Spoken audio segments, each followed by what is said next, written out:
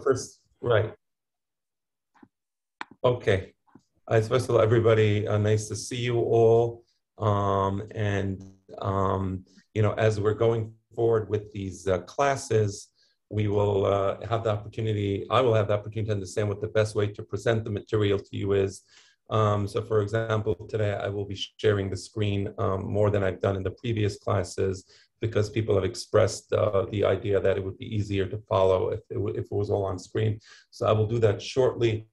Let me just quickly take you to where we ended last week. Last week, just to give a little context, we have a textual problem in the Mishnah. The textual problem is atu gezerot v'havalot lav dine mamonot ninhu. And we've discussed a textual problem. Whatever solution we offer to that problem has two ramifications. It has an interpretive ramification. How do we interpret the Mishnah? And it has a halachic ramification. And you have to keep those two things separate in your mind so that you understand the discussion that is taking place in the Talmud. So we saw the approach of Rabbi Abhu. We saw how he interprets that passage from an interpretive perspective. And we also looked at the halachic consequences of that. And the halachic consequences, and at this point, I'm going to do a screen share. And I have about 75 different screens open, so I have to find the correct one. I hope I actually get the correct one. I think this is it, minus this. At this point, you should all be seeing a colorful, a colorful map of the sugya. If somebody can just confirm, yes? Okay, good, I see the confirmation. Excellent. So basically, Rabbi Abhu's interpretive perspective was that the Mishnah excludes hoda'ot v'halva'ot. Hoda'ot v'halva'ot is not included in the purview of the Mishnah. So that's the interpretive part. And the halachic part is, why would we exclude hoda'ot v'halva'ot from the Mishnah?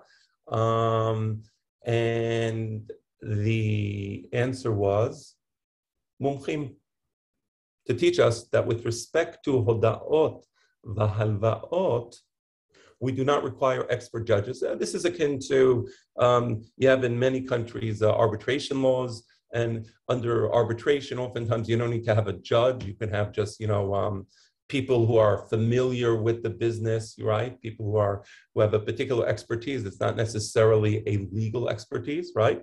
So the point of Rabbi Abhu is to teach us that in the case of hoda'ot v'halva'ot, in the case of loans, admissions that one owes money, one does not need to have an expert judge adjudicate the dispute, but rather the dispute could be adjudicated through non-expert judges. That was the legal conclusion of Rabbi Abhu. And where we left off was, there was a rhetorical part of that legal conclusion, and then there is the source. So let's just start with the rhetoric, because I don't believe I explained it so well. So I'm just going to look at the Mai Kasavar. Okay, again, I just want to make sure that I wrap this up properly, and I'm going to read for you the highlighted section in the Gemara, Mai Kasavar. What is Rabbi Abhu's explanation of the relevant verses? And we'll see what that means. If it is Rabbi Abhu's position that the different perashiot in the Torah, and I will soon share the screen with you and show you what that is, if the different perashiot in the Torah need to be juxtaposed so that the rules from one parasha apply to the other parasha, in that case, we should require that in the case of halva'ot, there will be expert judges.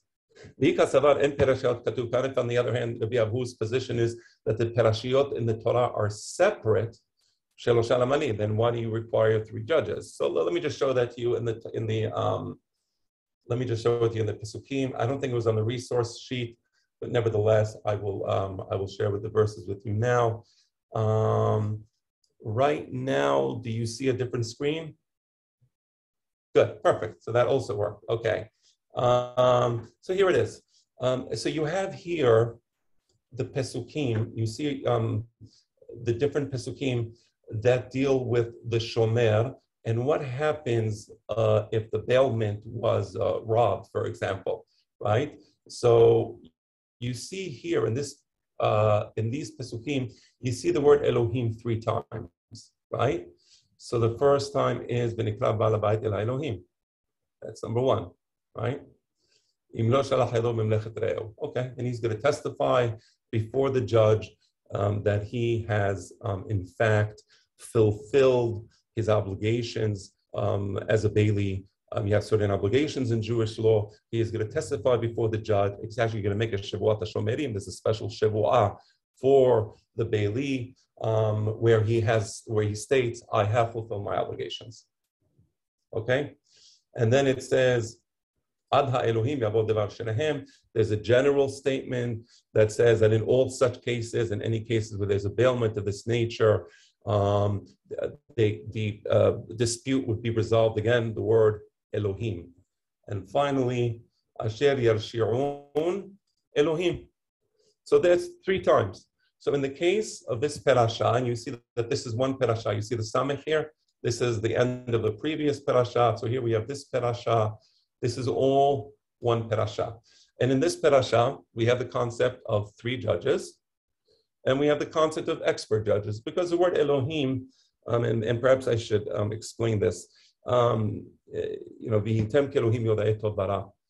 In the verse in Bereshit, Parashat Bereshit, the Nachash is trying to seduce Chava, and he says, V'hitem ke'Elohim yoda'ei tov bara. So Elohim means a person with authority. Not just a regular person, but a person who has authority, a politician, a political leader, right? So the Nachash is trying to seduce Chava and saying, you will have this authority, you will be prominent. So the word Elohim doesn't just mean a person who is a judge, but it is a judge who has the authority to act as a judge, right? So that's why. So it appears 3 times. So you notice there's 2 separate lessons here. The 2 separate lessons are, number 1, you need to adjudicate this particular dispute, in the case of a bailment, with 3 judges, a tribunal. And number 2, the judges must be expert judges. And the word Elohim implies a certain level of expertise. Okay, so those laws are learned in this parasha. If you go now further down, we have more pesukim dealing again with the bailment, a different type of bailment, right? And then you have a few other laws, but finally, come with me to pasuk kaf daled. Im kesef talve et ami. There you have halvaot, black on white, lending money to a person who requires money. And the theory, the rhetorical theory here is that there is a juxtaposition between these various pesukim, because there are certain rules that we learn from the laws of bailment, going all the way down to the laws of halvaot, right? And what is the laws that we learn from the laws of bailment? Well, we said that you require 3 judges, because Rabbi acknowledged that you require 3 judges, right? And the question is a very simple one. Well, if you require 3 judges, then you should also require expert judges, right? Because there either is Eruv Perashiot or there is not Eruv Perashiot. So that was a question that we got to last week. I just wanted to make sure that it was clear what's happening here. It's a purely rhetorical discussion. And I don't mean to minimize rhetoric, but rhetoric is important in rabbinic thinking, and how you express ideas is important in rabbinic thinking. So there has to be a correlation between the law and the pesukim, and it can't be a sloppy correlation, right? So saying expert judges, no. 3 judges, yes, would be very sloppy, actually. So we're finally getting to the point. Therefore,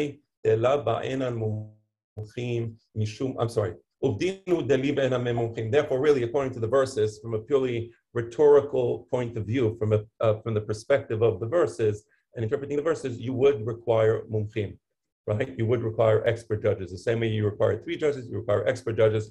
And the reason we don't require mumchim is because of Rabbi Chanina. Okay, let me ask you, does anybody, and then it says, and now we're going to have a part C of this first section, which deals with Rabbi Abu, right? This is Roman numeral 1, part 1, Rabbi Abu's approach to the textual problem.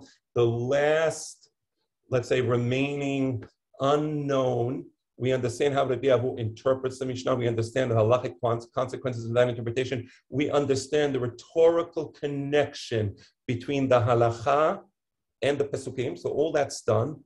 The final question: what's the real reason? Okay, what's the real reason that Rabbi Abu decides that you don't need expert judges? There must be a reason for that, right? It's not the pesukim, obviously, right? That was just rhetoric. There's no reason in the Mishnah to require the interpretation of Rabbi Abu. So what is it about a hoda'ot v'halva'ot that says, well, we should require, normally we should require expert judges, but in this case we won't require. And the answer is mishum de Rabbi Chanina. What do the words mishum Rabbi Chanina mean? What does it mean, mishum de Rabbi Chanina? It should have been, if you're saying that it's, normally you would say mishum de Rabbi Chanina. I'm not sure if anybody has Sefaria. Does anybody have Sefaria? Can somebody read to me what Sefaria says? I'm just curious if you have that, if anybody has it. I'll take a sip of my water in the meantime. I could open it also myself. I'm just doing this out of curiosity. Let's see if I can, somebody finds it before me. You're welcome to chime in. I'm opening it up. Mishum de Rabbi Chanina. Let's see. We are in Bet Amud Bet. We'll open up the English. Here we go. Language. Okay. So now let's see what Mishum de Rabbi Chanina. Okay. No. I think it says due to the reasoning. Due to the reasoning of Rabbi Chanina. I like that. I like that interpretation. I like when he says due to the reasoning of Rabbi Chanina. And I will take you at your word.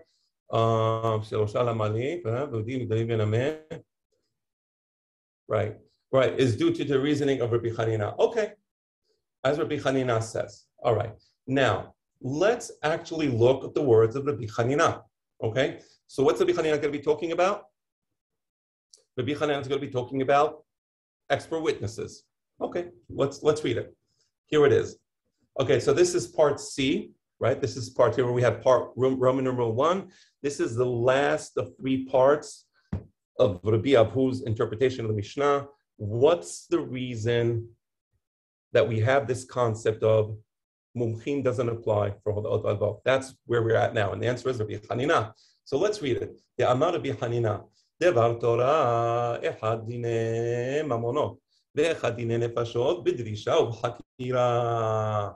Rabbi Chanina says that from the perspective of biblical law, all cases, it doesn't matter whether it's cases involving dine mamonot, whether it's cases involving dine nefashot, you have to have the proper interrogation of the witnesses. And last week we read in Harambam what that interrogation, how that interrogation begins with 7 questions. Okay, we read that last week.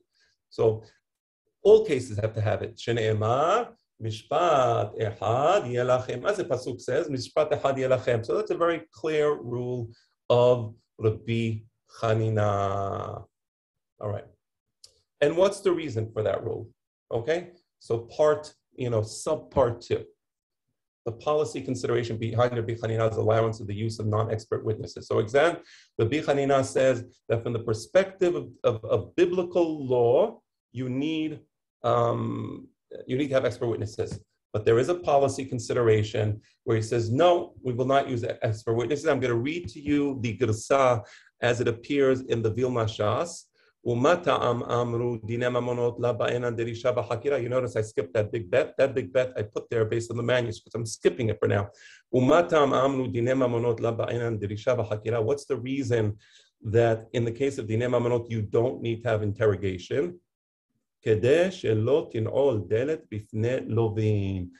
we do not want to impede the ability of people who need to borrow money from borrowing money. We don't want to lock the door on those people. Okay, a couple of questions. The Gemara is faulty. The Gemara says, "Umatam amru dine mamonot la ba'ena dirisha v'chakira." Why do we say that dine mamonot doesn't require dirisha v'chakira? That's just incorrect.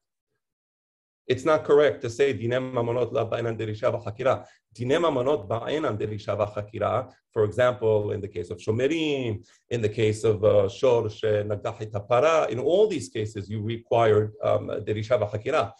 So the way the Gemara is phrased currently is highly problematic.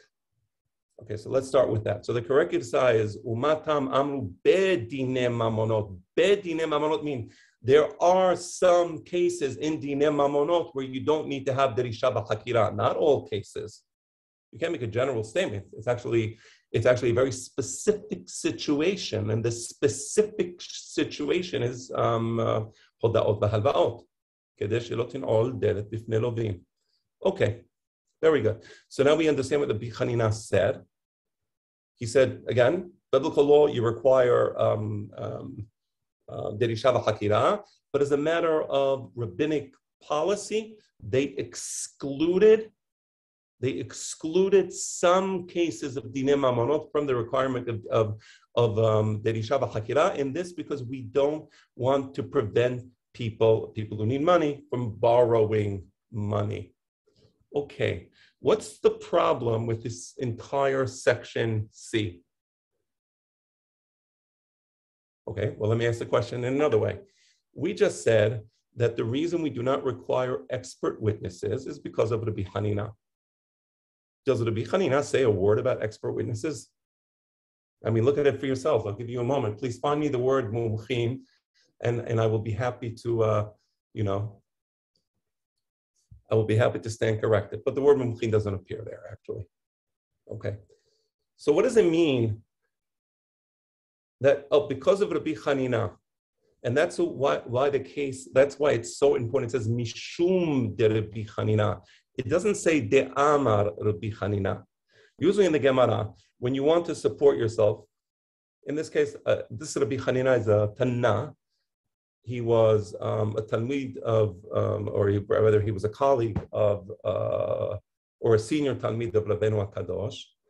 So it would say De'amar Rabbi Hanina, as Rabbi Hanina stated. It doesn't say De'amar Rabbi Hanina. Why doesn't it state De'amar Rabbi Hanina here? It says Mishum de Rabbi Hanina. What's the difference between Mishum de Rabbi Hanina and De'amar Rabbi Hanina? And it's very important, because without that you simply can't understand the text of the Talmud. Rabbi Hanina says nothing about expert witnesses, judges. He doesn't say a word about that. Rabbi Hanina establishes that the correlation between Dinei Mamonot and Dinei Nefashot is only partial. Correct. He establishes that. And he also establishes that there's a particular policy concern. The policy concern is we want people lending money to poor individuals who need money, because it's Misvat Aseh Deoraita. Misvat Aseh Deoraita, that if a poor person requires, a loan, we are obligated to help that person and give him the loan. So Rabbi Hanina doesn't say a word about Mumchim. Rabbi Hanina points out to a problem, and Rabbi Hanina addresses the problem in a certain way. How does he address the problem? By saying, well, normally in all cases of Dinei Nefashot and Dinei Mamonot, you have Dirisha v'Chakira. In order to make life easier for the person lending the money to the poor, because the person lending the money doesn't want to, later on find out that the poor person might not pay him back, and B, he's going to come before the court and they're going to start asking him questions. What year was it? What month was it? What week was it? What year of the Shemitah was it? Where were you? And nobody wants to be interrogated by judges, especially not. The judges, the dayanim back then were very scary. Frankly, they were very scary. Nobody wants to be in front of these dayanim being asked all these questions. So Rabbi Hanina says, I want to make life easy. I want to persuade the potential lenders that they're not going to be subjected to this type of scrutiny, and therefore although as a matter of biblical law, there is the requirement of derisha b'chakira in all cases, including dinei mamonot, in this case, I'm going to suspend that. We'll suspend it. There's no derisha b'chakira in the case of loans, and like this, the person lending the money knows that he's going to be able to recoup the money, doesn't have to stand in front of the judges and be terrified. So when it says mishum de Rabbi Chanina means Rabbi Avhu is alluding to the same concern that the Rabbi Chanina is alluding to. It's not a question of reasoning, by the way. Reasoning, it's not a question of reasoning. It's a particular policy concern. And he's thinking, you remember that I said Rabbi Avhu was a high-level government official in the Jewish people. He was a representative of the Jewish people to the Romans. He was very involved in commerce and business. And he knew what was happening. In that position, he wasn't, a person who was, in the yeshiva and had no idea of what's happening outside in the world. He was a person who was constantly visiting the Romans and negotiating deals with them and very involved in commerce and business. And therefore, he understood the concerns of the upper class who had money to lend to the poor. And he tells us this Mishnah is actually predicated based upon the fact that Rabbeinu HaKadosh, who of course, Rabbi Avhu is not the one who authored the Mishnah. Rabbi Avhu is one of the star Talmidim, but he didn't author the Mishnah. You all understand that, right? So Rabbi Avhu is saying, it's clear to me that the Rabbeinu HaKadosh, in formulating the Mishnah as he did, meant to make life easier for the lenders, meant to induce or facilitate loans from people who have money to people who don't have money. And how did he do this? By excluding the requirement, not of derisha b'chakira, Rabbi Chanina did that, by excluding the requirement of expert judges. Again, you're now going, before a judge, and there's no derisha b'chakira. If he's a colleague, if he's a businessman, you feel more comfortable. If he's a huge dayan, you're a little scared. You're a little scared of the dayan, and you don't want to be subjected to that. You'd just as soon not make the loan. You don't need to make the loan. It's not doing you any good. I mean, it's mispat. When I say it's not doing you any good, I mean from a olam hazeh perspective, you don't feel it's doing you any good. We have an expression in our Syrian Arabic, waja'aras. Waja'aras means there's certain problems in life we just don't need. So, they don't want the waja'aras of having to go to court and getting the poor person to pay back the loan that he made him. So I just as soon not make the loan if I have to go down before dayanim. So mishum de Rabbi Chanina is the key term. Umatam amru bedine mamonot. Again, without the bet, the sentence doesn't make sense, okay? All right. And then finally, part 3 of elucidating the Rabbi Chanina's position, which is the basis for, or analogous to what Rabbi Avhu did, is Ela me'ata ta'u lo yashalmu.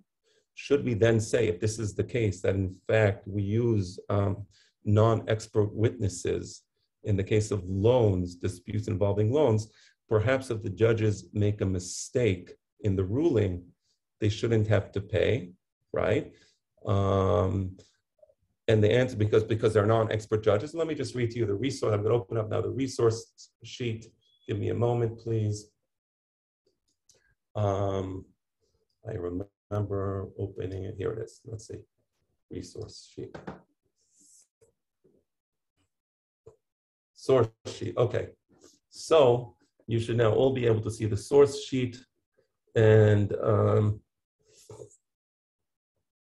this particular rule, it defines what the meaning of the word Elohim is, right? I didn't look at it before, but I remember I did discuss with you all that Elohim is a judge who has a particular authority or who has semicha. So you may want to look at that after the class. That's why I put it there. And also semicha ledorot. Okay, that's again who the Elohim are. You see, here it's explicit. En karui Elohim ela betin shenismach be'eretz Yisrael, because they're the ones who have the real authority. They have authority well beyond the authority of regular dayanim, who are not Elohim. All right, and here is the halakha I want to read to you now. This is also in the Sanhedrin, and it is as follows: Mi she'eno ra'ui ladun A person is not a person who knows the law, and therefore he is not worthy of being a judge. There's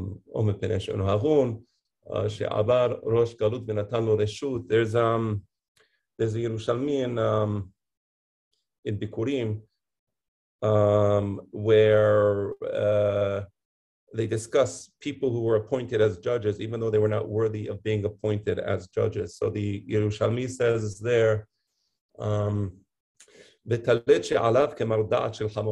the judges used to wear taletot, and it says if you have a person who's not worthy of being a judge and he's appointed as a judge nevertheless, and he's wearing this talet, symbolizing that he's a judge, so it says this is, I think, in Perek Gimel of Bikurim and Yerushalmi, where it goes into Dayanim She'enam Agunim. So going back to this law, if the Resh Galuta, for example, gives him the permission to be a judge, he is not a worthy judge. The fact that he was appointed, this is such an important law, by the way. The fact that he was appointed as a judge doesn't end it. We want leaders who are competent. I mean, I'll give you an example. There's many governments where they appoint people based on, oh, you supported me, she supported me, you supported him, and he supported me. In Judaism, that is not the proper measure through which to appoint people to political positions. And if a person is incompetent, then he may have been appointed, but he's not recognized as actually having authority to do anything within the context of that position. This is an amazing law, by the way. I would take this, frame it, and put it in all our offices, and perhaps we would have better political leaders, because it really is an incredible law. I mean, imagine we followed this today. You have to be competent. You actually have to deserve the position you're in. Okay, but going on, I didn't bring it to preach. I did bring it because of the following law, and it's as follows. Kol dayan shedan dinim mamonot v'ta'a. Right? So if a person made a mistake, and he was a judge and he made a mistake, and now, for example, he caused somebody to pay money, right? So the answer is, if the person himself was not worthy of being the judge, right? He has to pay. He has to pay. Why were you? It's kind of a penalty. Why did you allow yourself to be a judge? You weren't qualified to be a judge. And you'll read these halachot later. I don't find it necessary to go through the halachot with you. You can all look at these halachot yourselves.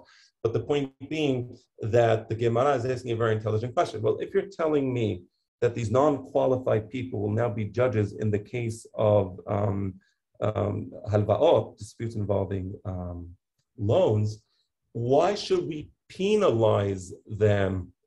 If they make a mistake, they shouldn't be penalized. That's the question that the Gemara is asking. And let's go now back to the Gemara and we'll read it. And now you understand. Since these non-qualified or non-expert judges, let's call them, are being appointed, notwithstanding the fact that they're non-expert as a matter of policy, then perhaps they shouldn't be penalized.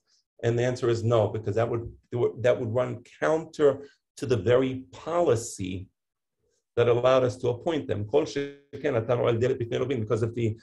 the people, the creditors, the lenders know that the judges are not just non-expert judges, but the judges can be sloppy judges. Now the guys say, I'm not gonna lend money. Would I need a sloppy person now deciding that my debtor doesn't have to pay me back? Well, no, I'm not gonna lend money. But if you say, wait, hold on, it's true they're non-expert judges, but if they make a mistake, right? If they make a mistake, you can sue the judge now. Oh, I feel much better about that. Okay, so that's that policy. So this is the end of Roman numeral 1.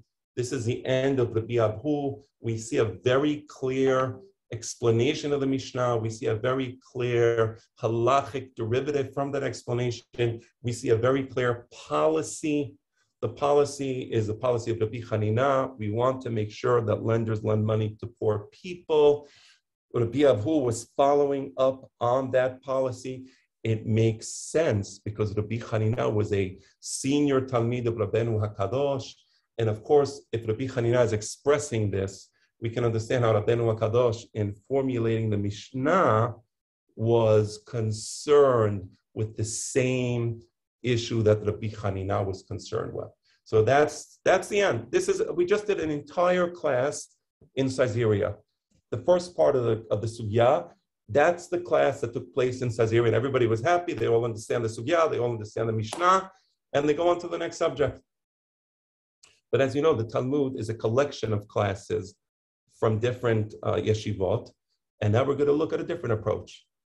We're going to look at the approach of yeshivat fom bedita. It's normally pronounced pum bedita. My father used to pronounce it fom bedita. At the mouth, literally, it's fom bedita means at the mouth of the river, because that's where it was, the yeshiva. And we're now going to do that. So let's go to part 2. Let's go to part 2. And okay. Part 2 is going to be the approach taken in Yeshivat from Bedita, and it has 3 subparts, right? The first subpart is A, the Academy of Mechozah rejects Rabbi Ahu for textual consideration. That's part 1. Or part B. Part A. Part B is the interpretation of the Mishnah. So Rabbi is going to offer, so he's going to reject it. The Yeshiva is going to reject the Biavun. It's going to say why. Then Rava will offer a different interpretation to the Mishnah. And we're going to see what the compelling force is for Shemuel's interpretation of the Mishnah. So let's read.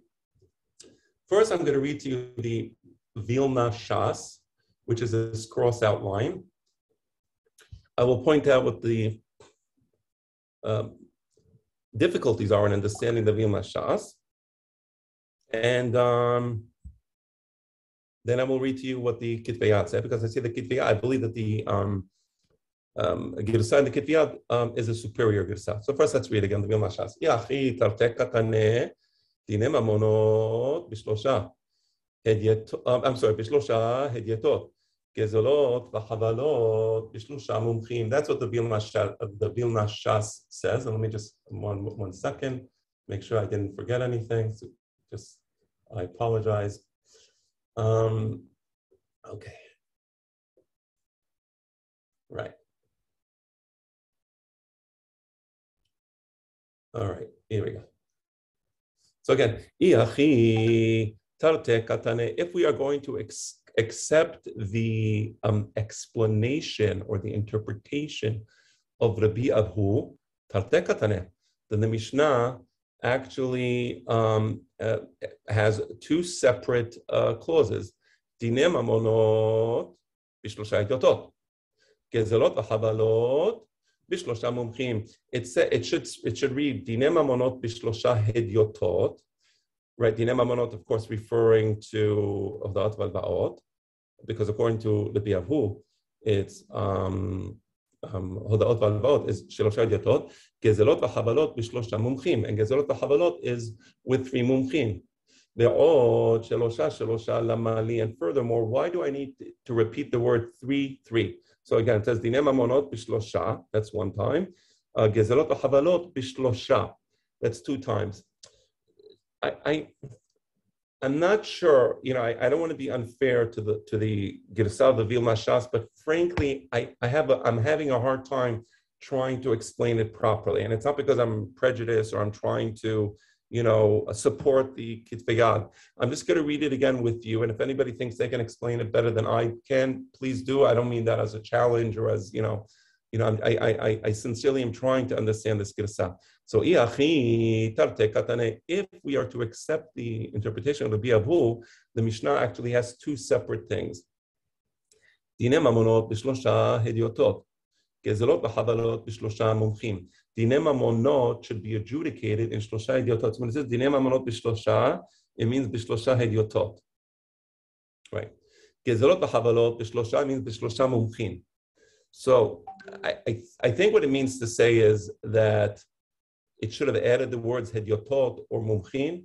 Why repeat the word shelosha shelosha? But I don't understand the second question. The reason you need to repeat the word shelosha shelosha twice is because in one case it's hedyotot, and in the other case it's mumchim. So again, I don't I'll just, anybody want to try to explain this better than I did? I mean, don't be embarrassed. So honestly, again, maybe there is a better explanation of the Vilna Shas. I'm sure there is. I just don't understand it intuitively. Okay, so I'll take that as, let's look at the Kitav-עת. If the Mishnah, because you remember how Rabbi Yahu interpreted the Mishnah, he didn't interpret Tarte Katane. Rabbi Yahu says, Dine Mamonot Bishlosha, that is Gezelot B'Chavalot. You remember we said that, I think was it 2 weeks ago? Right. So Rabbi Yahu is saying, Dine Mamonot Bishlosha. When I say Dine Mamonot Bishlosha, I'm referring specifically to Gezelot B'Chavalot, right? So now let's look at the Girsa, the Kitav-עת. They're really just, it's almost sweet and enjoyable to read after reading the Girsa before us. If we're to accept Rabbi Yahu's interpretation that the Mishnah is actually referring to one case, it's referring to one case, right? Why do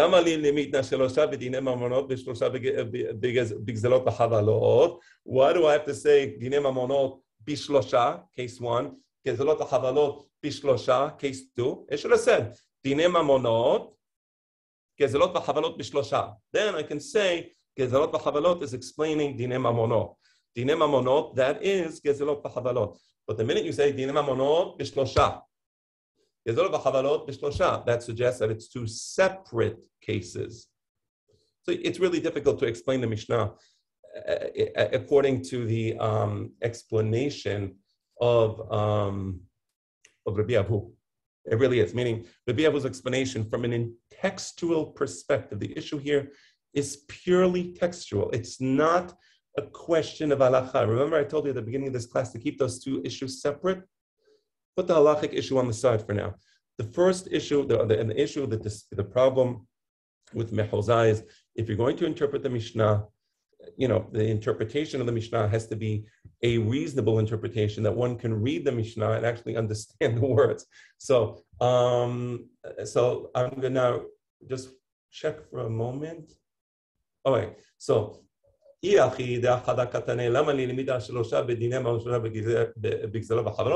so therefore, the Academy of Mehuzah formally rejects Rabbi Yahu's interpretation of the Mishnah. That's it. That interpretation is rejected. Part B. Now, and the following interpretation, and just so you understand, this is a summary of the discussion that took place in the yeshiva. So there was probably some back and forth. There was probably some more elaborate dialogue taking place. This is a summary. And I want to read to you the summary. I'm going to first read to you what the Vilna Shas says. Amar Rava Tarte Katane. Rava says, actually, Tarte Katane. The Mishnah is saying two things. Okay. That's quite a conclusion. I mean, I think we agree with Rava. The Mishnah is saying two things. Meaning, what the Vilna Shas means to say is, Amar Rava Tarte Katane. The Mishnah is actually saying, Dine Mamonot is Hotaot V'Alvaot Bishlosha. Gezelot V'Chavalot, that's another case, is Bishlosha. Fine. But it's a little difficult. I mean, it's just a naked statement. Rabbi Yahu gave us this whole elaborate discussion. You can't just ignore Rabbi Yahu. Amar Rava Tarte Katane is really, it's just problematic. I mean, Rabbi Yahu is senior to everybody here. Rabbi Yahu is a generation or two earlier. And you can't just, say, oh, no, Amar Rava Tarte Katane. So then the dialogue becomes kind of like, no, I say the Mishnah is Hadak Katane. And Rava says Tarte Katane. And Rabbi Yahu's, no, and it just becomes a fight and, incoherent. It from my perspective, the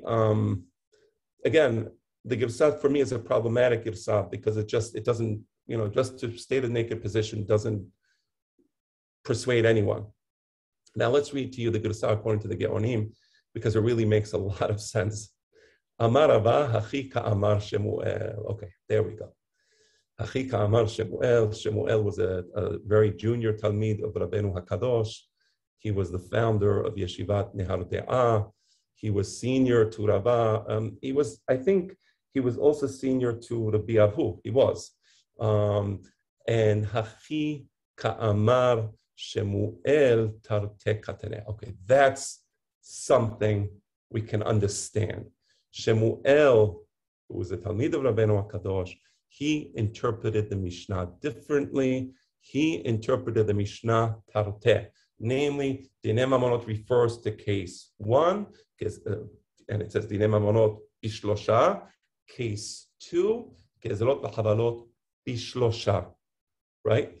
And continuing in the Girsa, as the Geonim have it, Dinei Mamonot Bishlosha Hediotot. The first case in the Mishnah, Dinei Mamonot Bishlosha. That means Shelosha Hediotot.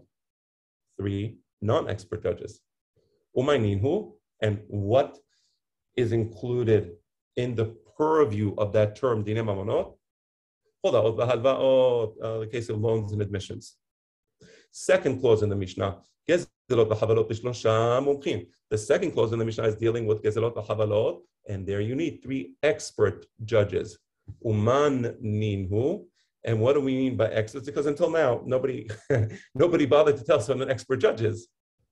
Semuchim. The answer is Semuchim, and you remember that we looked at the resource in Harambam. In Sanhedrin, we looked at the resource a few minutes ago, where Harambam says the Semuchim be'eretz Yisrael are the ones who have the authority. These are the Elohim.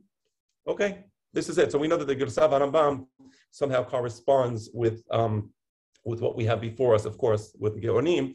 So first of all, I want to explain to you this part B, the interpretation of the Mishnah according to Rabbi. But you see how it's sometimes essential to be aware of what the Kidvei say. And, you have to understand that the Vilna Shas is a product of, people who put together the Talmud Bavli as perhaps as best as they could, perhaps, or, based on the Kidvei, I think of the Venice Shas. And, there was many years and many generations transpired between what the Vilna Shas that we have today and the Kidvei of the Geonim. Right? So that's why it really is so important to look at the Kidvei of the Geonim, because oftentimes you see things that resolve a lot of problems. So I want to explain this to you. Amar Rabba, Chachi Ka'amar Shemuel, Tarte Katane. What does it mean, Chachi Ka'amar Shemuel? What does that even mean? Chachi Ka'amar Shemuel. What does that mean? Just bring me the statement of Shemuel. Why doesn't it say Amar Rabba, Amar Shemuel, Tarte Katane? Okay, that's number 1. That's a good question. That's an important question. If you don't understand that question, then you don't understand the Sugya. I have another question to ask.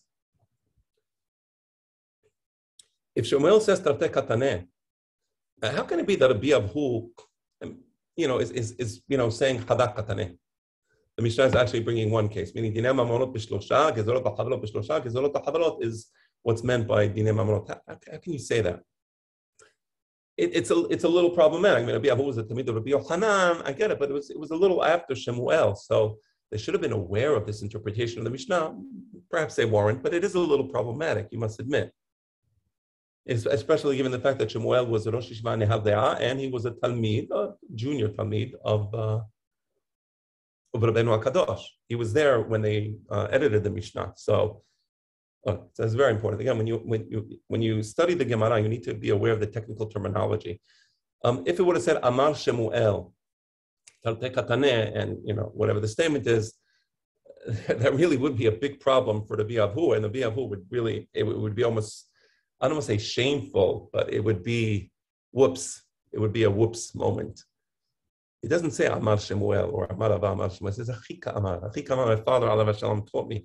The word Hachi Ka'amar is a very technical term in the Gemara, which means I'm going to summarize to you Shemuel's position on the matter, which I gleaned from a class that Shemuel gave. Hachi Ka'amar Shemuel doesn't mean he said this explicitly, but I gleaned this conclusion from what Shemuel discussed, right? There is no explicit formulation on the part of Shemuel. And that's so important. And this is why the Tarte Katane wasn't so obvious. It's not a whoops moment for the Biavhu that he didn't know what the Shemuel said. So Hachi Ka'amar Shemuel. תרתי קטנה, namely, דיני ממונות בשלושה הדיוטות, and גזלות בחבלות בשלושה מומחים. Okay, let me ask a question, if I may, and it is as follows. So Shemuel, he interprets the Mishnah, and I think the interpretation of Shemuel is far more eloquent than the interpretation of Rabbi Avu. So just to go back to the original problem, I'm scrolling up. The original problem was,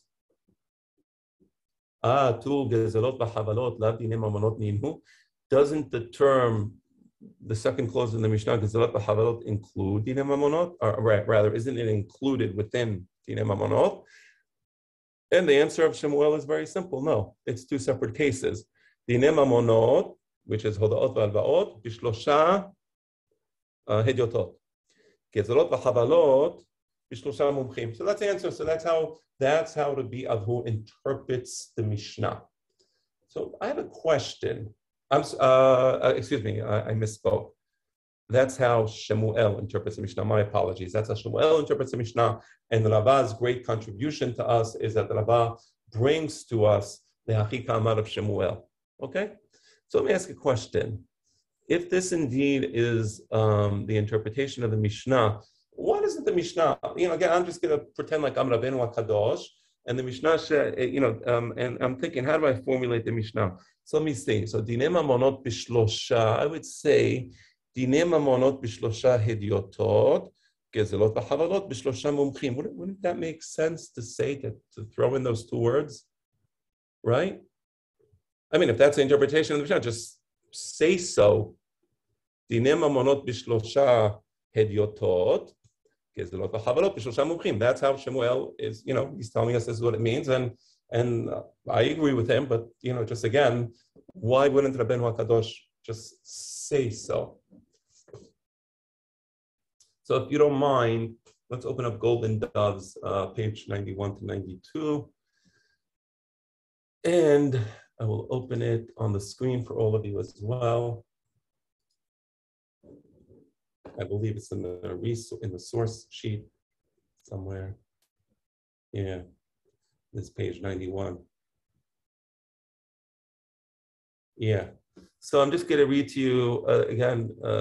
This is page 91 of Golden Doves. Economy affects the vocabulary of halakha to the point of imprecision. So when the halachot in the Mishnah were formulated by Rabbeinu HaKadosh, his number one consideration was economy, to use as few words as possible. In order to facilitate memorization, the variation of vocabulary is minimized, key to understanding our sugya. In order to help people study the Mishnayot Be'al Peh, because if you wanted to be a member of the yeshiva, you had to know the Mishnayot Be'al Peh and other things Be'al Peh. So in order to facilitate memorization, and Rabbeinu HaKadosh, was his goal for the Mishnayot, was to be studied by heart, right? So you have to minimize variation of vocabulary. If a term already used could be used again with approximation, it was preferred over a term. I'm going to try to make this a little bigger. I realize that it might be hard for some of you to see this. So it was preferred over a term that could express the same thought with precision, right? So if I have a choice, I'm Rabbeinu HaKadosh, I'm editing the Mishnah, I have two roads before me, or two options before me rather. One option is use a particular phraseology that is consistent with the previous phraseology, but it's not going to be so precise. Or I can use inconsistent phraseology, but it's going to be more precise. I will choose option A and not option B. This, by the way, I just explained to you many of the interpretive difficulties that people have with Mishnayot. People are like breaking their heads with Mishnayot because Mishnayot are very difficult to understand. One of the great commentaries on the Mishnayot, the Kehati, Alav Hashalom, Harav Kehati, he does a fabulous job. But the question always becomes, so why didn't the Mishnah just say so, or change the language? And here's your answer, right here. And my father brings a